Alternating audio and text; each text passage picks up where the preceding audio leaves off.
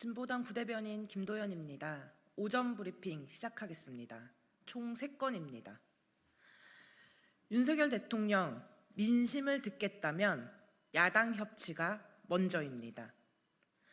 윤석열 대통령이 민심을 듣겠다며 법률 수석 비서관실 신설을 예고했습니다. 시민사회와 소통하겠다며 만든 시민사회 수석실은 폐지가 예상됩니다.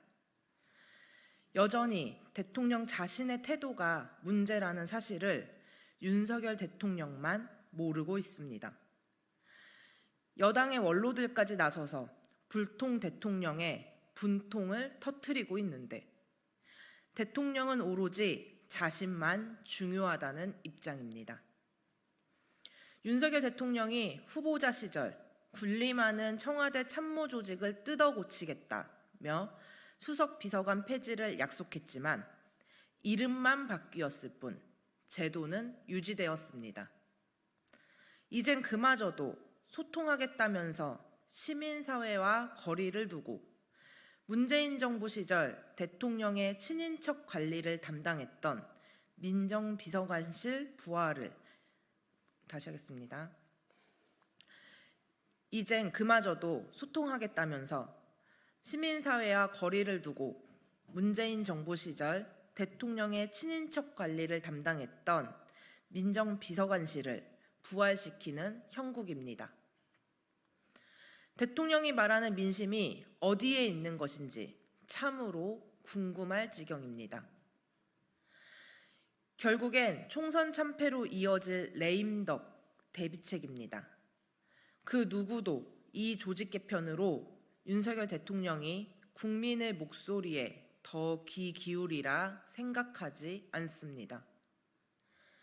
당선 초기에는 광화문 대통령이 되겠다 약속해놓고 탈청와대를 외치며 용산으로 가더니 이제 자신은 제왕적 대통령이 되지 않겠다면서 김건희 여사의 의혹에 대해선 입도 열지 못하게 다시 하겠습니다.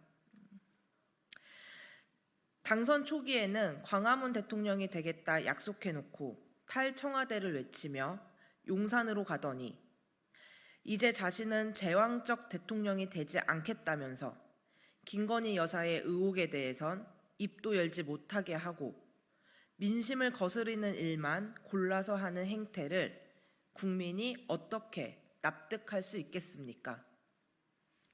윤석열 대통령이 진정으로 국민의 심판을 받아들이고 변화하겠다는 의지를 보이고 싶다면 야당과 협치를 시작하고 최상병 특검과 김건희 특검부터 받아들여야 합니다.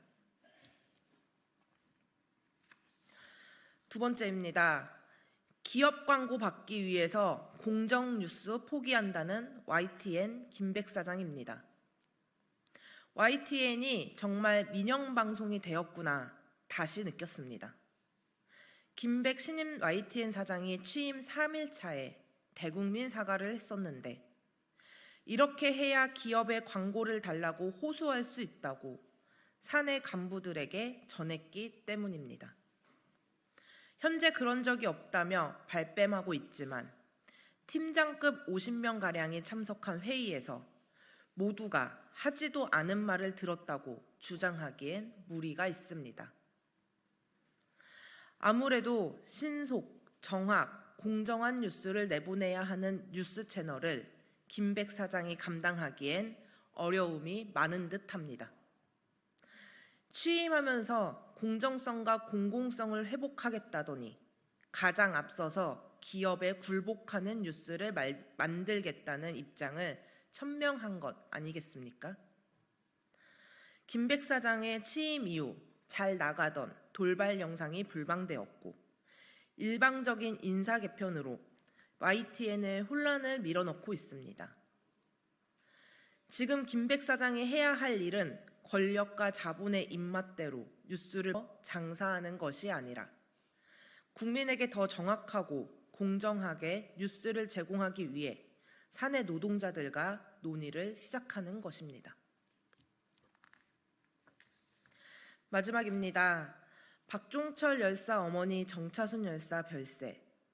명복을 빌며 민주유공자법 제정을 약속드립니다. 고인의 명복을 빕니다. 87년 6월 항쟁의 시작이었던 박종철 열사의 어머니이신 정차순 여사께서 어제 별세했습니다. 자식을 가슴에 묻고 살아오신 긴 세월이 다시 느껴져 가슴이 저릿합니다. 눈에 넣어도 아프지 않을 막내 아들을 먼저 떠나보내고 전국 민주유가족협의회를 통해 민주화 운동에 함께한 선생님의 모습은 민주화를 교과서로만 배운 세대들에게 큰 배움이 되었습니다. 선생님은 먼저 떠났지만 우리에겐 아직 할 일이 남아 있습니다. 국회 앞에는 민주유공자법 쟁취를 위한 천막 농성이 차려져 있고 많은 열사의 가족들이 농성 중입니다. 진보당 윤종호, 정혜경 당선인이 며칠 전 농성장을 찾아 민주유공자법이 통과될 수 있도록 함께 하겠다며 약속드렸습니다. 다시 한번 약속드립니다. 민주화 운동과 관련하여 희생하거나 공헌한 사람과 가족에게 국가가 합당한 예우를 하는 것뿐만 아니라 민주주의의 숭고한 가치를 널리 알리고 민주사회 발전을 위해서라도 민주유공자법을 꼭 제정하겠습니다. 이상입니다.